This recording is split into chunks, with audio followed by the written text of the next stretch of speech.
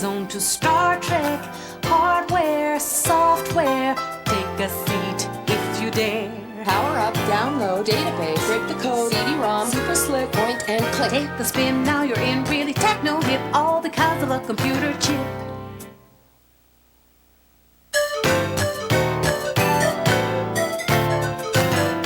It's another day in the life of a family, maybe a little bit like yours. Hi, we're the Jamesons, and if you're like us, until recently, we didn't know much about computers. But a few months ago, we decided to join the information age, and we'd like to share with you what our family has learned about computers. Well, the first thing you need to do is set up your new computer system.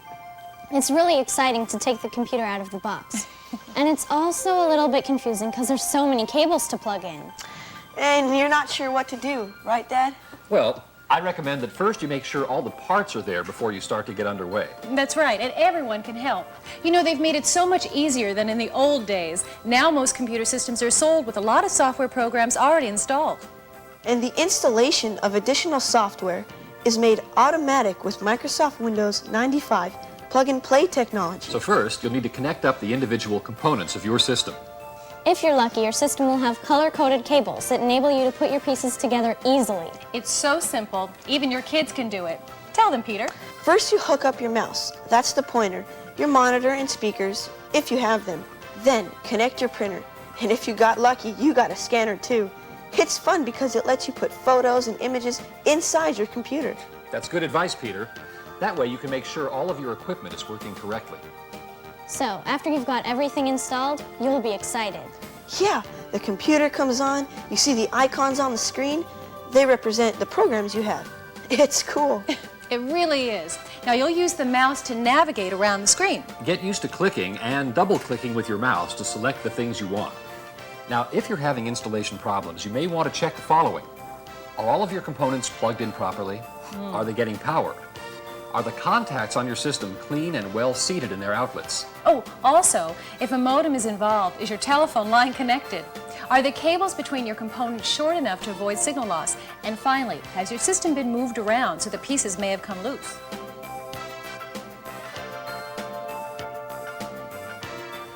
If problems persist, you'll need to contact the help desk of your computer manufacturer or your retailer. Be ready to tell them the specifics of the problems that you've had. That will help them to get to the bottom of your problem more quickly. Now here's an efficient solution for at-home computer problem solving. Semantic PC Handyman. It can help solve simple problems before you have to go to the trouble to take your computer in for repairs. You simply install PC Handyman, and when you type in the problem you're having, it gives you some possible solutions, and then it helps you solve it. That's right. It also includes an application called Crash Guard to help you recover from computer freeze-ups. So remember as you watch this tape, if you're serious about learning about your computer, it can be a real asset to you, both personally as well as professionally. In fact, it can change your life. But first, you really need to start out with an understanding of the basics of your system and how to use each program. So let's dive right in. All because of a computer chip. One of the most basic computer applications is word processing. In the good old days, this was known as typing. And the most fortunate used the IBM Selectric, which allowed you to go back and correct your mistakes without using that chalky white stuff. But then along came computers and word processing, and it revolutionized the old way of typing documents. Word processing not only types letters, but it also helps to format school reports, resumes, and business proposals, and much, much more. I did a great report for school on surfing, complete with footnotes, a table of contents. I was even able to spell check and format it to look very professional. It got me an A. All right. And I did a newsletter for Girl Scouts, complete with pictures. That's great. That's great, honey. Not to mention all the use I get out of word processing program in my decorating business. Even though I work out of the home, professional word processing makes my company look as big as the others. Almost, Mom. So I'll bet our viewers want to know how to get underway in working with a word processing program and how you choose one in the first place. The first question you need to answer is to determine whether your needs are simple or more complex. If you're going to be using your system in a pretty basic way, you may find that the word processor included in your computer's startup package is sufficient for your needs. One program that's included in many computer bundles is Microsoft Works. Works and products like it include several programs in addition to the basic word processing program. Or you might need a more sophisticated program if you'll be using the word processor for a lot of different projects. Then you should consider a more deluxe application like Microsoft Word or Corel WordPerfect. These sophisticated word processing programs give you additional features like style templates, graphics, and other desktop publishing features. However, they take more time to learn and require more computer memory and disk space. Look how easy it is to word process a letter or school report. Yeah, you just type. The word processor's special features like spell check and cut and paste make your document look like it was professionally printed. And today, many of these applications come bundled together with other programs in money-saving packages called suites, and they can represent some real savings. You know, Ann, you get more today for $250 than you used to get for twice that amount. Suites today typically include a word processing program, a database program, which is great to keep track of people and things, and a spreadsheet program that helps you analyze your finances. Now let's take a look at the basics of getting started with Microsoft Word. First, to launch the program, you click on Start with your mouse, then select Programs, then select Microsoft Word. To open a new document, you click on File, then New. Or to open an existing document, you click on File, then Open. Then select your document from the list.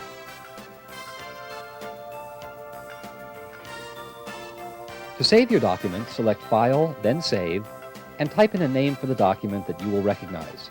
Then select OK. Or, if you want to, say, save an alternate version with a different name, choose Save As, then select OK.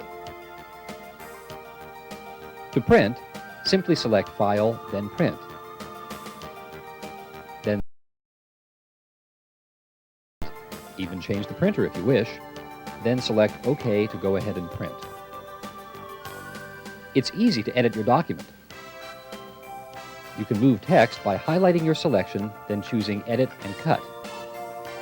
Or copy text by highlighting your selection, then choosing Edit and Copy. Then find the location you wish to move or copy the text to, and select Edit and Paste. To spell check, you select Tools, then Spelling, and Microsoft Word asks for confirmation or correction of any questionable words.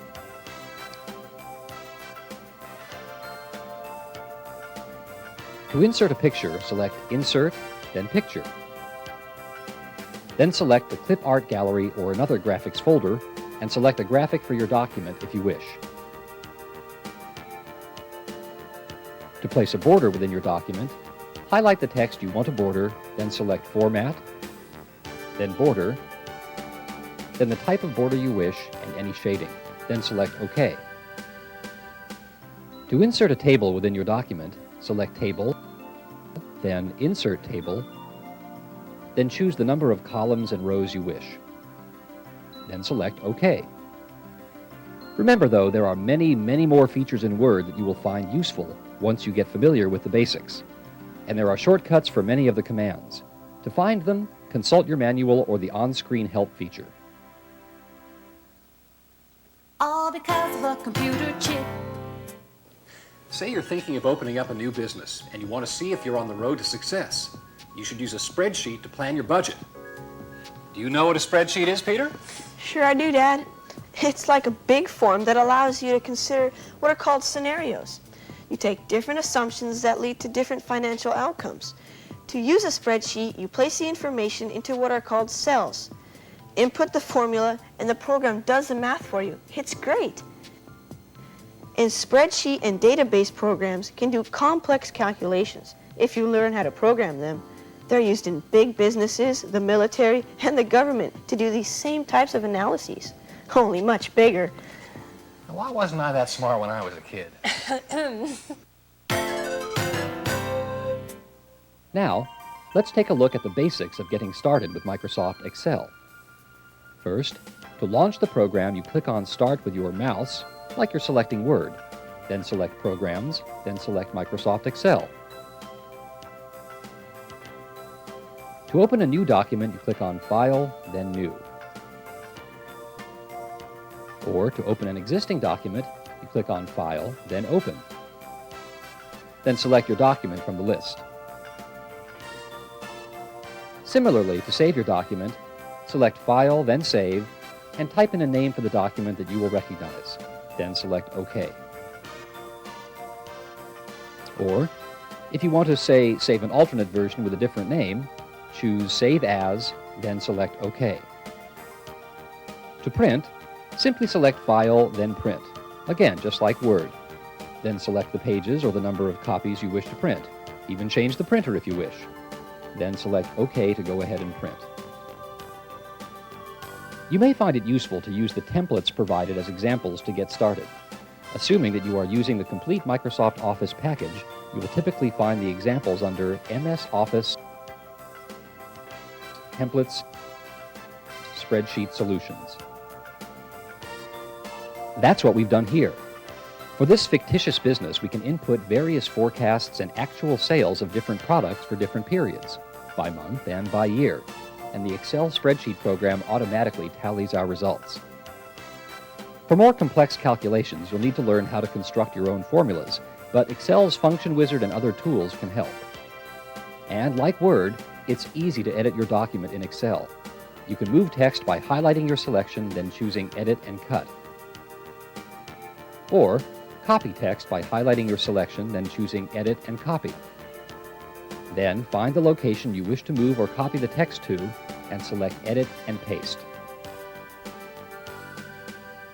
Finally, you can attractively format the text in your spreadsheet with the Auto Format tool. You simply highlight the section you want to format, then select Format, then the type of format you wish, then select OK.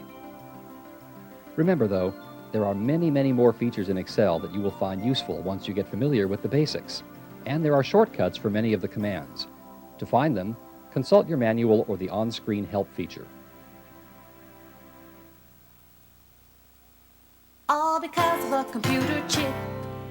You may also get a graphics program to produce charts and pictures for your business presentations. And a database can help your business track its inventory and do lots of other useful things. That's true. Or you can keep up to date on your telephone calls and correspondence list. Microsoft calls their suite the Microsoft Office, and there are several other good ones out there too. All because of a computer chip. Okay, but I'll bet our viewers want to know how to install one of these suites, Dad. Well, the first thing you need to determine is your system resource availability. What's that? That's fancy computer talk for whether you have enough processing power, disk space, and memory to handle the application you're going to run. With today's more powerful programs, they do require a lot more memory and storage. I still remember back in the old days of computers when 40 megabytes was a lot. Geez, Dad, that's ancient history. Did you have black and white televisions back then, too? No, and we didn't have Duke Nukem either, and if you're not careful, neither will you. Sorry. Busted. Anyway, let's show the folks at home just how easy it is to install today's programs. To install a suite of Office applications, you use the same type of installation process as for most other programs. You click on My Computer, then select Add and Remove Programs, then click ahead to install the application from your CD or disk. You'll simply select the default locations most of the time. That allows the computer to make the most likely settings automatically. Then you remove your disks, reboot your system, and you're on your way. You better explain how to reboot your computer. Sounds like we're getting our shoes resoled. To reboot, you simply choose Yes if the computer asks you whether to turn itself off and then on again. It's the way the computer gets started with your program. But what if you're still having trouble? That's where the helpline comes in handy. Each manufacturer provides free technical help for a limited amount of time when you first purchase your computer or software. After that, you pay for it. But it can sure make it easy if you have a difficult question. Also, it can be helpful to buy a book with some specifics on your application. All because of a computer chip. Now, here are some applications that can bring hours of enjoyment to every member of the family. They're called graphics programs. They give you the chance to be really creative by using the computer to help you draw and paint digitally. I love graphics on the computer. Even with my limited artistic ability, I can create great documents right here at home. For example, I prepared this club newsletter last month using Microsoft Publisher. And there are other great home graphic software programs out there too. Tell them how you did it, Dad. Everyone was so impressed by how professional it looked. Well, Microsoft Publisher program has helpers that are called wizards. You use them to select a predetermined format, Then input your data, maybe add a picture. Voila! It looks just like a professional did it. Having experience with computer graphics is great for all sorts of documents. I prepared a sales document for my decorating firm, as well as our company stationery and billing forms. I even helped my sister create a new resume when she was looking for a job. Isn't she still out of work? And I made ballots for the school elections. And you can make greeting cards, party invitations, posters, logos, doll clothes. All you need is a little imagination and the help of your computer's graphics programs. And then you can print them all out in lifelike color. You'll feel like a professional graphic designer. Depending on the application, you'll have some different tools, but all the programs have a lot in common. Some allow you to reduce and enlarge pictures, others can cut or erase parts, and they all have a lot of clip art images that you can use. Sample images come with most applications when you buy them. Your entire family will enjoy being creative, using a graphics program on the computer. All because of a computer chip. One of the most popular programs for home computers is money management. After all, aren't most of us perplexed about where all the money goes? It's one of the things I like best now that I've become a computer whiz. It helps me stay close and up to date with our family's finances. While there are several programs out there, I like to use Quicken. It's known to be one of the most popular and convenient software packages on the market. Putting our household finances on the computer was one of the best things we ever did. Our kids quickly learned that money doesn't grow on trees, and we all became better at budgeting our finances. To use Quicken, you simply type in the information like you're using a checkbook. Boop. It's really easy. Keeping it up to date is easy too. I simply input our earnings on a weekly basis and record each check I've written and enter the information from each credit card statement. This gives me a good understanding of how our family spends its money. And it's helped me save and plan up for our kids' education. And even a fun for the family vacation. Cool. Show them the graphs you always do, Mom. Ta-da! And this is the best part. The program automatically draws graphs showing where you've spent your money. And when I started my decorating business here at home, Quicken was an easy way for me to set up the books. Dad told me he's going to help me get a checking account and use Quicken on the computer to track my funds.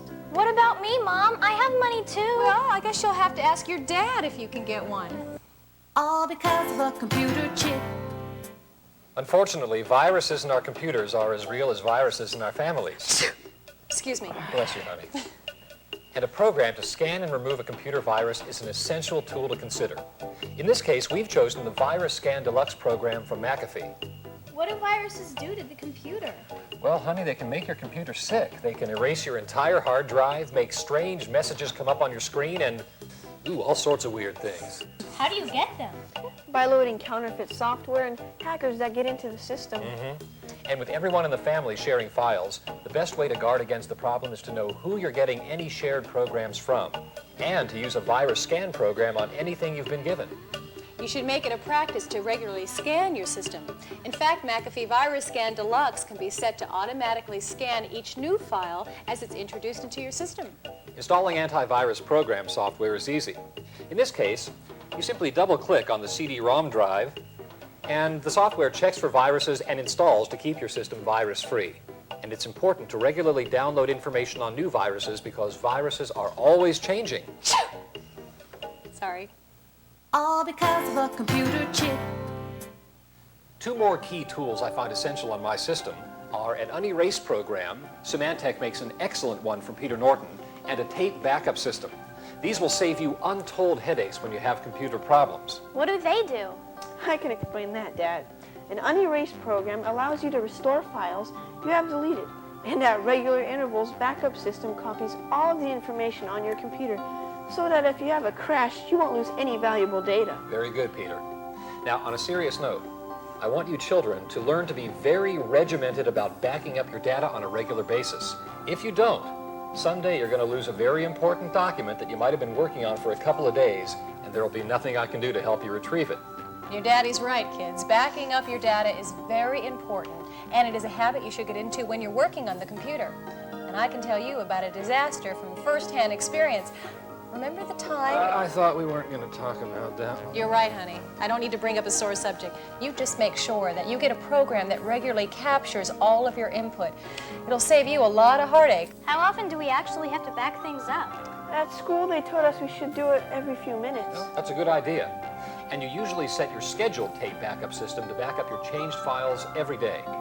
Just use your brain, sis. Yes, Your Honor. That's enough out of you two. We have another very important topic to cover. What's that, Dad? I want the two of you kids, and you too, Anne, to be very, very careful about installing or buying counterfeit discs.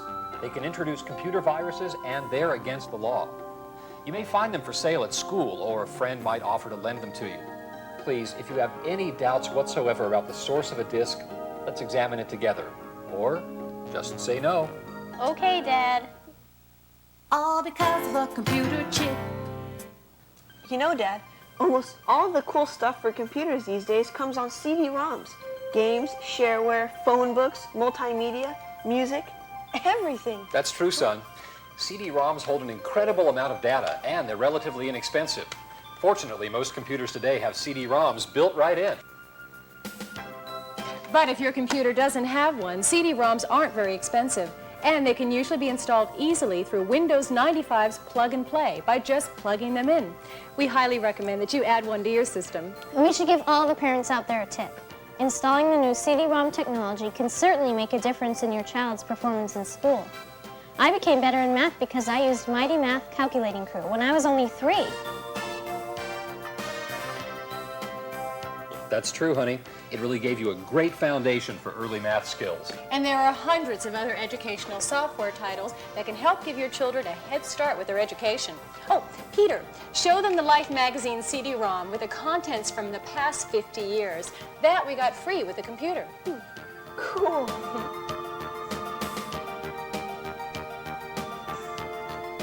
And again, how do you install a CD-ROM? Just like the other programs we've been talking about, sis. You click on My Computer, then select Add and Remove Programs. Then click ahead to the Install application from your CD or disc. It's fun to do installations. All because of a computer chip. You know, since we're talking about all the great documents you can create with a good graphics program, this is probably the best time to talk about all the advances that have been made in printers. You know, Anne is right. Things have changed a lot from the days of the old dot matrix printers. First, they introduced the laser printer, which in itself made a remarkable difference in the time it took to print documents and the quality of the printing itself.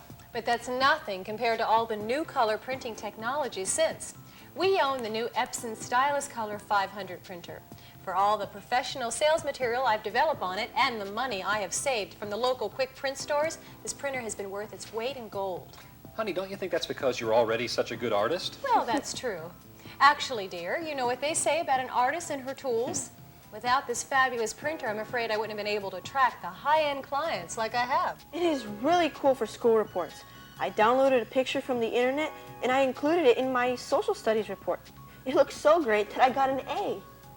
Wasn't that an A-? So I forgot to spell check. An A is still an A. That's right, son. Hey, why don't you go and grab that picture so we can show it to our viewers? In the meantime, let's print something else for them to see. Dasha, what would you like to print? How about my invitation to my birthday party? Oh, that's perfect. I'm sure everyone would like to see that. Here it is. And mine too. I'm proud of you kids. And you know, I'm proud of you, honey, because after all, you bought us our new color printer. Us too. I do think that a little information on how to set up the new color printer would be helpful, though. I agree. How about you, Peter? I can handle it. When you get your new printer, you may need to install some new software. It depends on the model, but you will need to set up so that Windows 95 can recognize the printer and automatically install the proper drivers, as they're called. You should have your Windows installation disks nearby in case they're needed. All because of a computer chip. Once installed, to print, you will select your new printer from the File Print menu within your application. If you plan to use that printer exclusively, then select it as your default printer. I don't know what you mean by default printer, Dad. Well, honey, some people might have more than one printer. For example, they may have a black and white printer and a new color printer like ours. See, I told you it was easy. All because of a computer chip. And what would computers be without a few games for the family to play together? You'll find games bundled in with Windows 95, like Minesweeper, FreeCell, Hearts, Solitaire, and 3D Pinball. To get these games, you press the Start button, then select the programs, then select accessories, and then games. And there are probably a lot of other games that come bundled with your computer on a CD-ROM or a floppy disk. They're easy to install too. You just launch them in the Add Remove Program section of your settings group. And I got a free golf program on CD-ROM. Yes, honey, and knowing how you play golf, it's probably a good thing. You'll be a lot less frustrated. All because of a computer chip. Dad, what is that? You look like you're ready to decode secret messages on a submarine. Ah, ha, ha, ha. That's very funny. You all love making fun of old Dad. For your information, young lady, this is a very exciting application. This is the Kurzweil voice recognition system. Well, hasn't voice recognition been around for a while, honey? Until now, it's never been affordable nor accurate enough for the everyday user. With this system, I can dictate a letter or draft a report without using a keyboard or a secretary. It's a great time saver, and it allows me to concentrate and communicate my ideas more efficiently than when I'm typing. Lawyers, teachers, and business people all love it. See? I'm doing it now. Oh, isn't it that piece of equipment that you said was really easy to set up? Yep. The Kurzweil voice system installs easily right out of the box, and you can train it to increase its accuracy to 97%. Do you think you could help me with my project on the United Nations? No, son, but I have some great ideas how you can research that report using your CD-ROM encyclopedia program. I still think you could help me with my homework.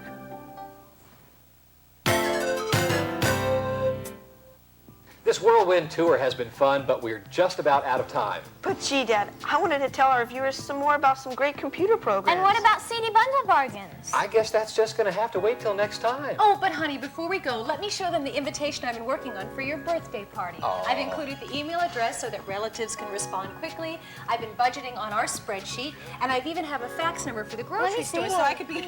Cool, let me see Well, that, as you can Mommy. see, our home computer really has Maybe I'll touched do it our like lives. that. And we hope it will change yours too, for the better. See you next time. Low tech, high tech, Twilight Zone to Star Trek, hardware, software, take a seat if you dare. Power up, download, database, break the code, CD-ROM, super slick, point and click. Take a spin, now you're in really techno hip, all because of a computer chip.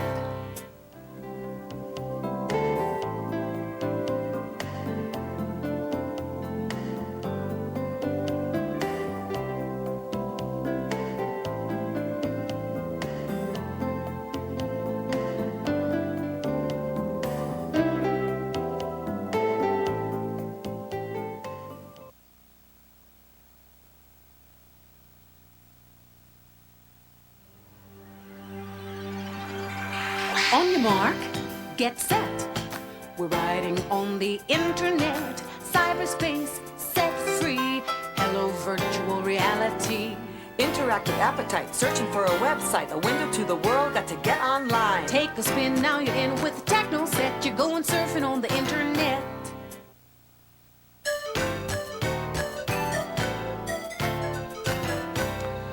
It's another day in the life of the Jamesons, maybe a family a little bit like yours. Except, it's not really just another day. Today's the day I'm taking my family surfing around the world on the internet. Why, we'll see dinosaurs, order baseball tickets, even plan our family's vacation to Disney World. It's cool. Dad's finally installed the internet on our home computer.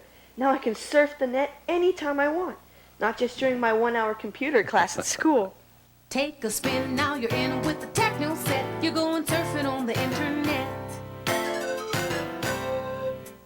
Hi there, and welcome to our home as we share with you the basics of the internet so that your family can take advantage of this exciting new world like ours has. You'll learn how the net can entertain you, transport you to far-off locations, help your children with their schoolwork, and make working at home easier. Don't worry, there's cool stuff too. And it's not just for boys either. Why, you can even plan a family adventure on the net. Hey! So join us in the next half hour as we explore the infinite possibilities on the Family Guide to the Internet. We hope you'll enjoy it because we've made this presentation basic and easy to follow with plenty of helpful hints. It's great if you're starting out on the internet, or even just thinking about installing it on your computer. Or if you keep hearing about the internet, but are totally confused about what it's all about. But before we get started, you may want to pause the tape and get a pencil and paper. We'll be covering lots of exciting things, and you want to take notes. Take a spin, now you're in with the techno set. You're going surfing on the internet. First, let's give our viewers a preview of what they'll be seeing. Well, in this program, we'll be covering what you'll find on the internet, surfing the World Wide Web the easy way, using news groups to share information with people all over the world, and email, electronic mail. Plus, new high-tech developments that include online banking, buying and selling stocks, and shopping. Yay. Email? Now that's something everyone needs to know about. Plus, how to download free software and video conferencing. We'll even tell you how to make domestic and international long-distance phone calls for the price of a local call. Wow, think of the money we'll save. And we'll show you some important websites for the whole family to use. Well, that's exciting stuff. I'll bet our home viewers can't wait to get underway. Yeah. Whoa, whoa, whoa, hold on a minute. First, we have to cover some of the basics. You're going surfing on the internet. So, Peter, why don't you tell our viewers what you learned at school? You know, about the history of the internet. Okay, the internet was started by the U.S. Defense Department back in the 1960s. For years, the main users of the internet were government agencies, universities, folks like that. The internet was actually set up as a communication system between defense agencies, scientists, and government contractors. That was way back when computers filled whole rooms and the general public knew very little about them. Yeah, that's true. I still remember when they introduced those little punch cards to register for classes at college. Exactly, Dad. And way back in those days, the internet was designed as a non-centralized system for security reasons. And this decentralization is what gives the net its unique, democratic operating approach, even today. Then, as the public became more knowledgeable about the internet, the government relinquished its control and the internet became privatized. And that's where the excitement began, for all of us. Okay, so if no one owns the internet, who runs it? Well, it's a lot of people, really. Private businesses, universities, and others have banded together to make it accessible to everyone. You might say it's the ultimate democratic system. It's supported by thousands of computers and millions of users all over the world. So how does it all work? That's a hard one, Dad. You'd better take it. Okay, son. Without getting too technical, the internet operates through a series of what are called protocols or languages that computers use to talk with each other. The protocol used is called TCP/IP, with Unix as the programming language. Dad, I'm still confused. Well, honey, TCP is the name of a language, like the language we speak is English. And Unix is the programming language, like the alphabet makes up words in English. Now I get it. Thank goodness you don't need to know all of this techno-speak to get on the internet. It's all been done for you through a new series of user-friendly programs. Phew.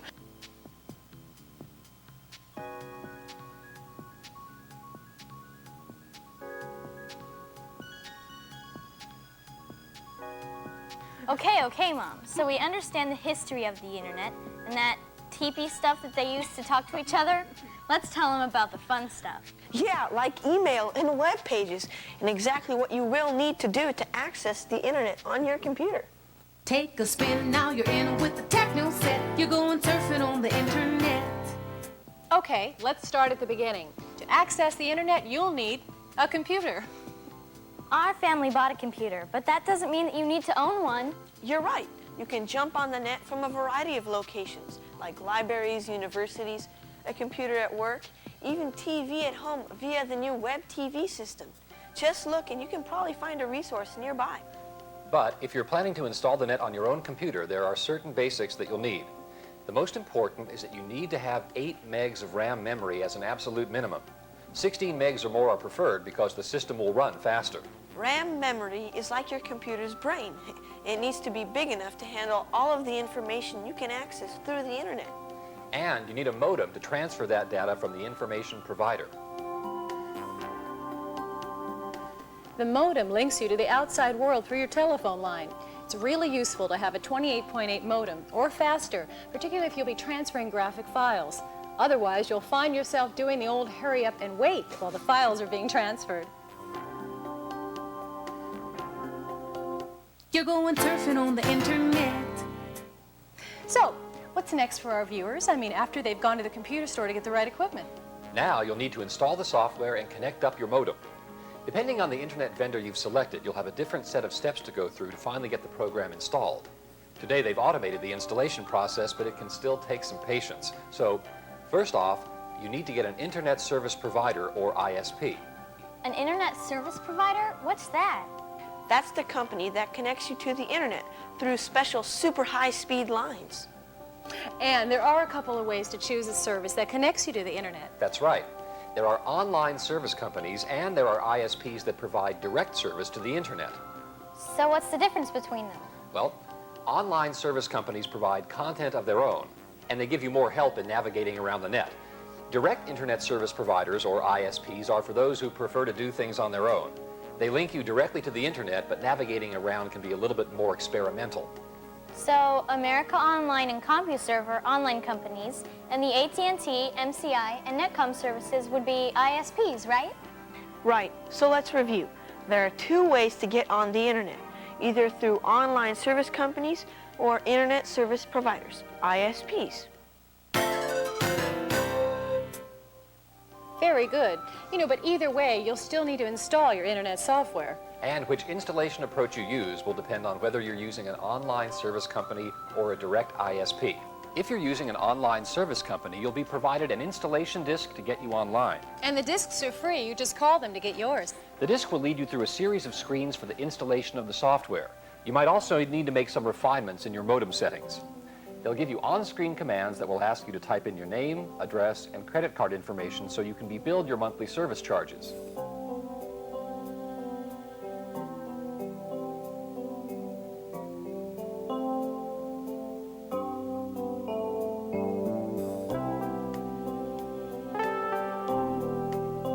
You will also be asked to select a password. It's like a PIN number at the bank.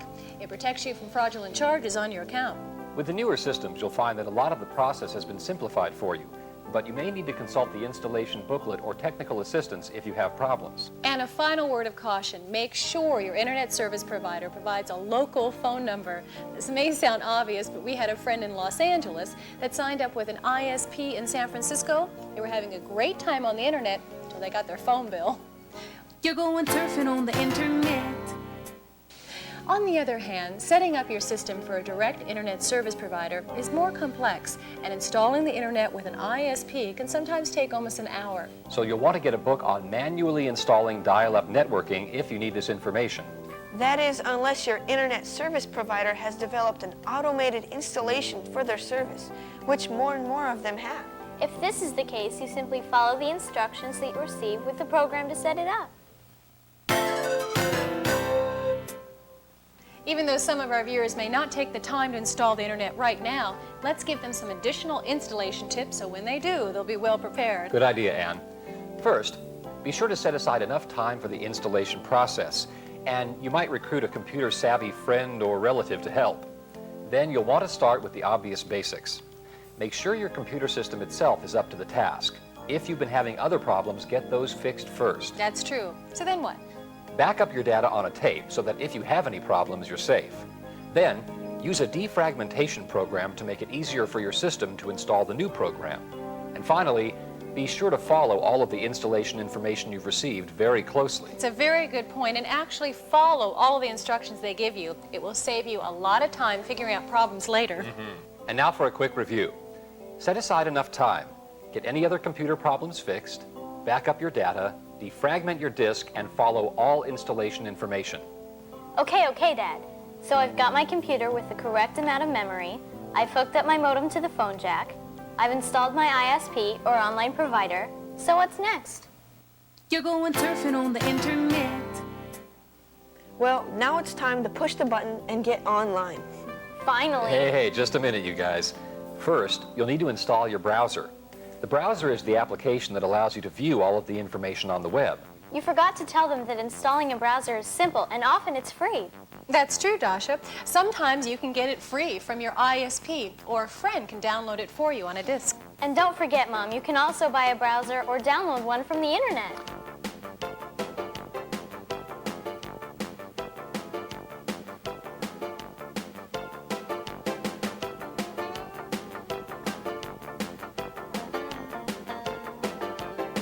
You guys are jumping way ahead of yourselves. First, Peter, you might want to explain what it means to download. That's simple. It means to transfer a file of information from a main computer or server to your computer. And it's easy to do, too. Even I know how. You simply highlight the link for the information you want, then save it on your disk to install or use later. You can download games or anything. And the browser's built-in helper applications allow you to view or play some files right away.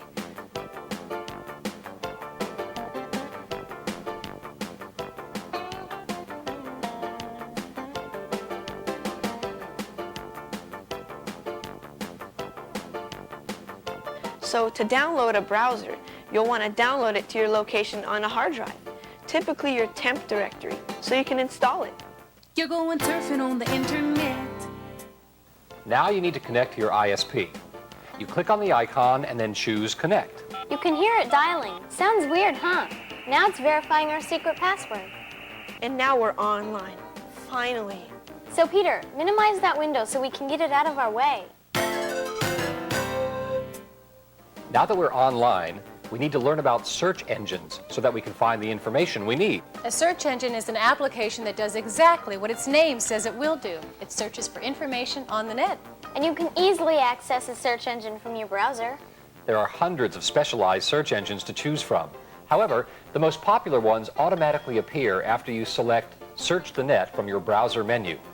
Then you choose the search engine, like Yahoo or Alta Vista, and the words for your topic you want to search for, so that the search engine can search the net for the websites containing information on that topic.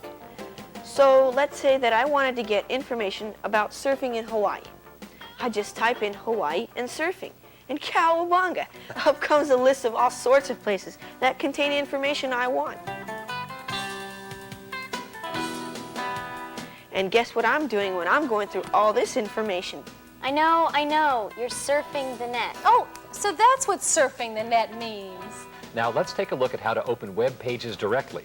That is, if we already know their addresses. First, we type http:// Then you usually type in www. That stands for World Wide Web. And then put in the address you're looking for. For example, in this case, we'll type in Netscape, and then finally .com, which designates that the address is a commercial organization. Once we get to the Netscape site, there's a lot of useful information there, like the What's New and What's Cool listings that show us the newest sites on the net. And your friends may tell you about particular websites as you become more internet savvy. You'll notice web addresses everywhere. Television, magazines, newspapers. Oh, it appears we have a few possibilities here. Okay, now let's use a search engine to get on a real net project. Okay, let's say Peter needs some help with his homework. How about that report you're supposed to do on the history of the United Nations? Well, I can take it from here, Dad. First, I type in the search keywords, as they're called. Then I press the button, and whoosh, I've got tons of resources from all over the world.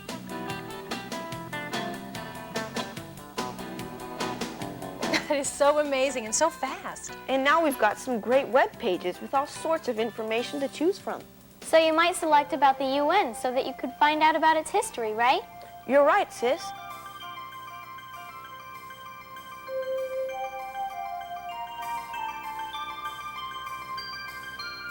And I can't think of a better example than that to illustrate the power of the internet in helping our children with their schoolwork. Doing schoolwork is fun now. Me too. I surf all over the net getting information for my homework assignments. You're going surfing on the internet. So where should we go from here? Why don't we show our viewers some of the places they can go just by surfing the net? Sounds great. Let's say you're looking for a review of computer CDs. Here's a giant selection to choose from, and it's constantly being updated.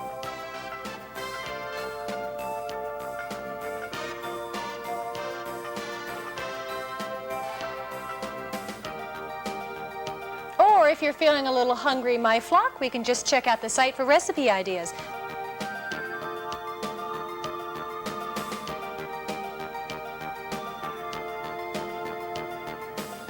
There's lots of others too. Oh, I have a better idea. Honey, why don't you take us out to a restaurant and I'll check the restaurant search before we go.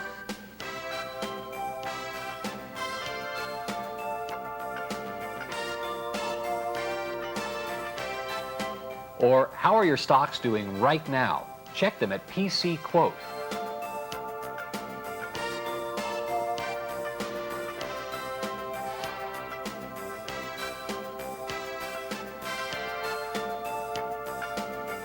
No stocks because you've got no job? Try searching America's Job Bank and other employment resources.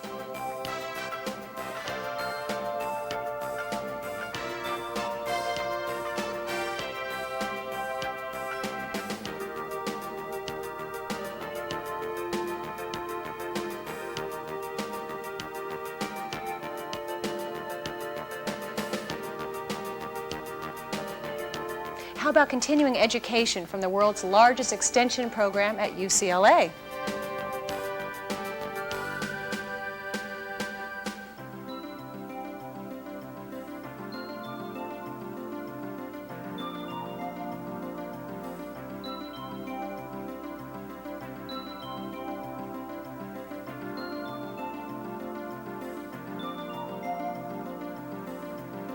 Need a package shipped in a hurry? FedEx is there to help.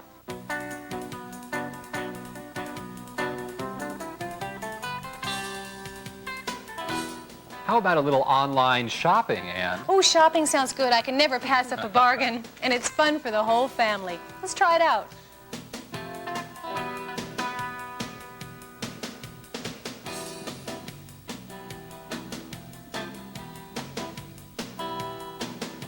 Do you have teenage gamers in the family like we do? You'll be interested to know about these.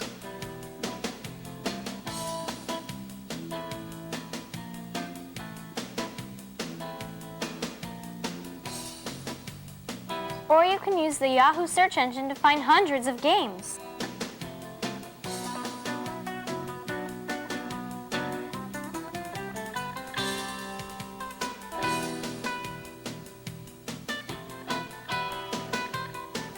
And there are lots of other cool resources for kids on the net.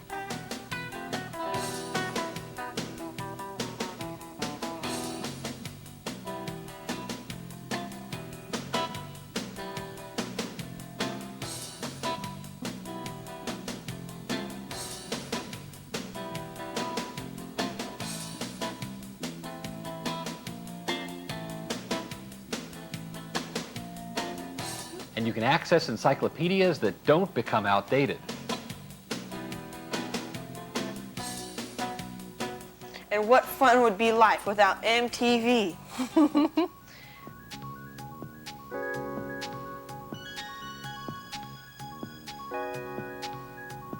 CNET is one of the most popular sites on the web and always has the latest in computer happenings, along with information on the CNET television show.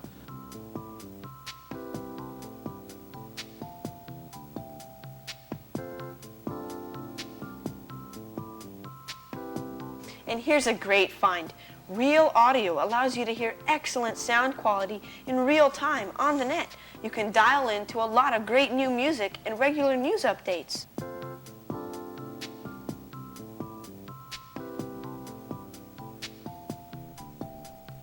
Hey, Peter, what's new in the news? The internet has news lines for all of the popular news resources. You can get up-to-the-minute information from the Los Angeles Times, CNN, the New York Times, and the Wall Street Journal. Wow!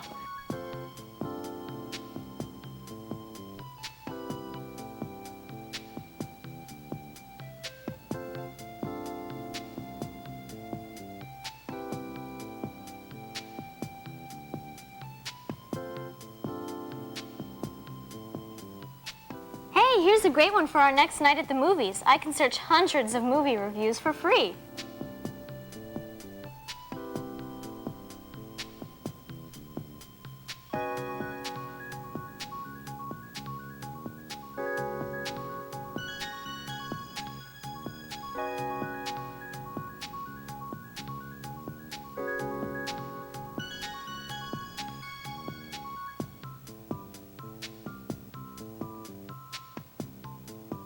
And how about viewing the online editions of magazines? Yeah.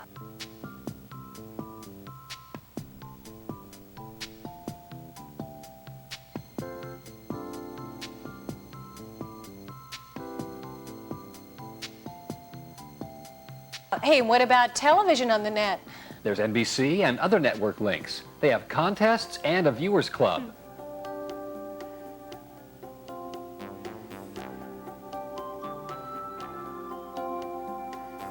Being a certified sports nut, a few of my other favorites are here too. Dad and I can get current stats and scores, all the important sports news.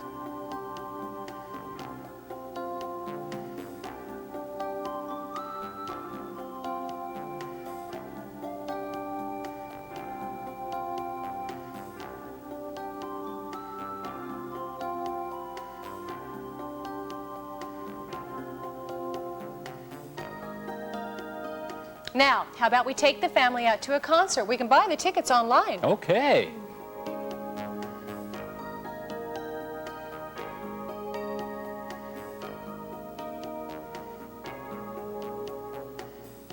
And if you're interested in politics, you and your children can learn the history of the presidency and the White House. You can even write the prez directly. There's even a special White House tour for kids. You can learn about the legislative process and how to contact your legislators.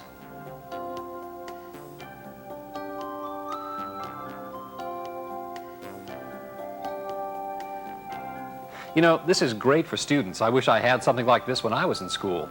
Hey, we can start planning our summer vacation on the net. Yes.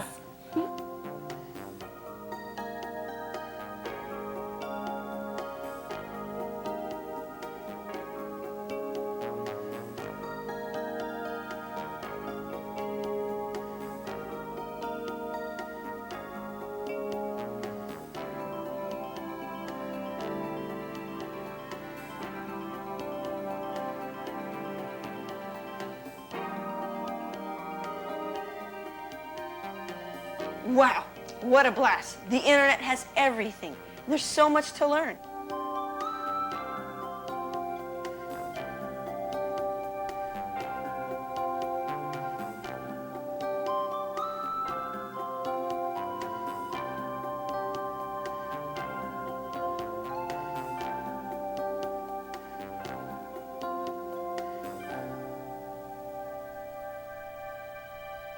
You're going surfing on the internet. Okay, Peter, let's say our viewers want to stay in touch with email. You know, email is still the #1 use of the internet, Mom. But first we'll have to make sure the basics are set up. You can download an email program from an FTP site or set up the email program provided with your online software. It's really easy to use. Once installed, you follow some of the same steps used to get on the internet. First, we're going to need to connect to our ISP. Remember that one? Our internet service provider.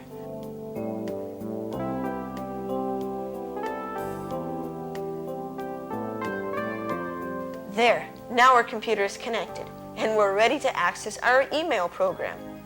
It might be one that's integrated into our browser program, or you can download others free of charge.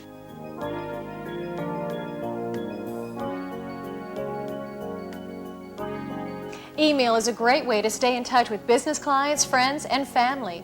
Look, here's an invitation from your cousin Marie about the surprise party for Aunt Dottie's 60th birthday. Oh, yeah. Why don't you RSVP that one right now? Yeah, Peter, tell her we'd love to come. Is there anything we can do? Love and kisses, Rich, Ann, and the kids. Okay.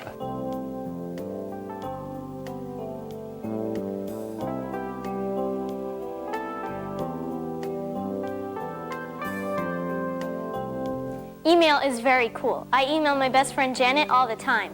Mom says it's better than hanging out with her on the phone for hours. You're going surfing on the internet.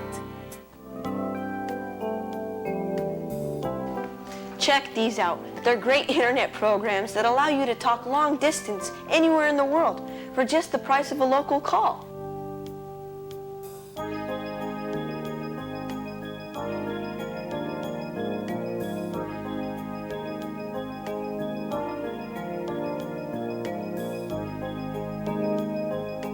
One of the most popular is called VocalTech, and there are similar products like Microsoft's NetMeeting too. Let's try it out. Hello? Hello, this is London, England calling. These products offer a great new way to share information with people all over the world. And all you need to operate them is a basic sound card. It allows your computer to transmit sound. It's usually included in newer computers, but if yours is older, you may need to add one. And the best part is that you can download free demos of these products. And some come bundled free with web browsers. Cool. There's even an online directory information service. My favorite is 411. You can look up the email addresses of your friends, business addresses, phone numbers, even celebrities. Oh, that sounds like fun.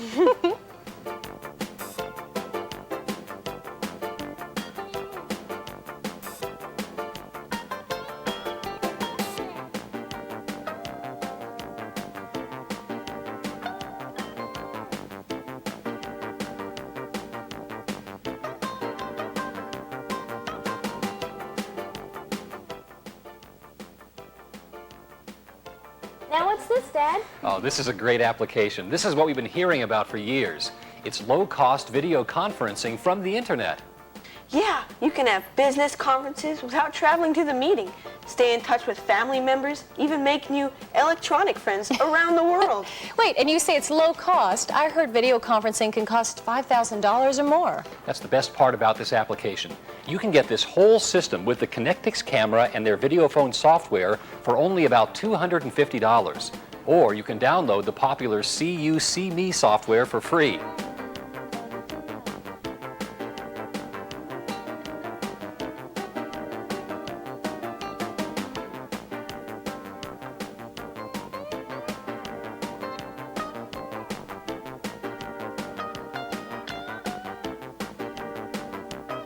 Oh, that's great. I can see myself now. I'll have my 15 minutes of fame online. Oh, geez, honey, you deserve at least 30. Oh. You're going surfing on the internet. Want to try at-home banking from your computer? Most major banks have a home page.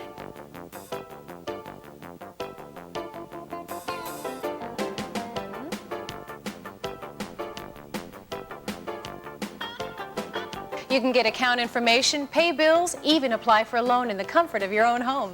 That's what I like, easy money. Well, it certainly makes handling your money easier, son. That's the trend, you know. The internet has moved from information to interaction. I like that, information interaction. I have to write that one down.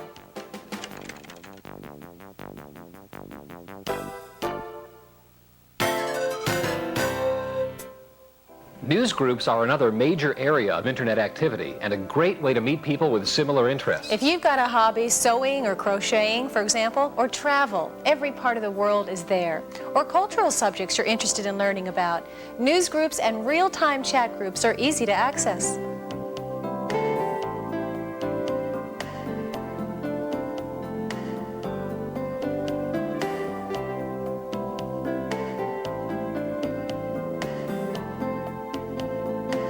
You're going surfing on the internet.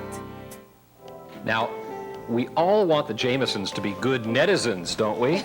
We sure do. Okay, so let's make sure that our viewers are all aware of some netiquette. You recall Emily Post, don't you? Don't slurp your soup, please and thank you, that sort of thing. Are you kidding? I've got Mrs. Nash in school this year. Well, netiquette is a little bit like that, except it applies to our online manners. So we shouldn't spam anyone. That's sending junk email to lots of people you don't know, right? Right. Hey, you're a quick learner. Otherwise, maybe you'll get flamed. That's when you get nasty mail from others, sometimes anonymous users. And one way to get flamed for sure is to ask a lot of newbie questions without first getting the facts. That's right. Rich, you sound more and more like Joe Friday. Are you becoming a detective? Well, all internet users need to be detectives of sorts to seek out the answers to their questions.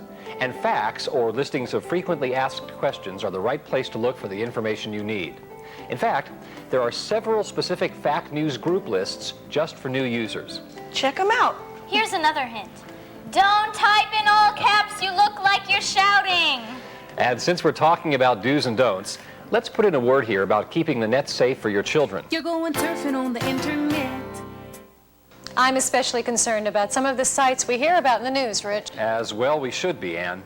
There are now several software packages that help parents by restricting the internet news groups and websites that your children are exposed to. It's a little like the V-chip they're putting into TVs. But nothing's perfect. So the best way to avoid problems is to go online with your children yourself, like we do, and monitor just what they're doing.